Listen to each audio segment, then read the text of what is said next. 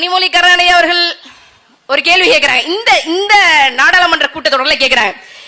என்ன கேட்கிறாங்க அப்படின்னா, மாவட்ட நீதிமன்றங்களிலும் மற்றும் கீழமை நீதிமன்றங்களிலும் பட்டியலினத்தை சார்ந்தவர்கள், பழங்குடியினத்தை சார்ந்தவர்கள் எத்தனை பேர் நீதிபதிகளாக இருக்கிறார்கள், அவர்களுடைய நியமனங்களை பற்றி நீங்கள் தகவல் சொல்ல வேண்டும் என்று சொல்றாங்க.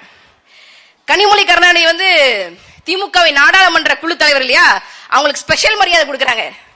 ஏமா கனிமொழி ஒன்றிய சட்டத்துறை அமைச்சகம், ஏமா கனிமொழி மாவட்ட நீதிமன்றமோ கீழமை நீதிமன்றமோ மாநில அரசாங்கத்தின் விதிகளுக்கு உட்பட்டு நியமனங்களை மேற்கொள்ளும்.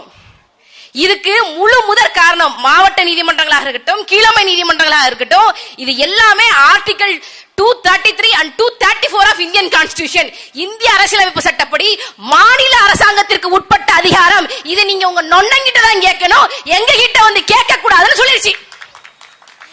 இதுல என்ன கொடுமை தெரியுமா, இந்த அம்மா 2 முறை மாநிலங்களவை எம்பி, 6 வருஷம் 12 வருஷம் 12 ஆண்டுகள், தூத்துக்குடி நாடாளுமன்ற மக்களவை உறுப்பினராக ஒரு 5 ஆண்டு 17 ஆண்டு, இப்போ 2024 அதே தூத்துக்குடி மக்களை ஏமாத்தி திரும்ப எம்பியா இருக்காங்க, மக்களவை எம்பியா இருக்காங்க. 1 வருஷம், மொத்தம் 18 ஆண்டுகள். டெல்லிக்கு போய் கனிமொழி பெஞ்ச் தேய்ச்சிட்டு வந்திருக்குமா, பெஞ்ச் தேய்ச்சிட்டு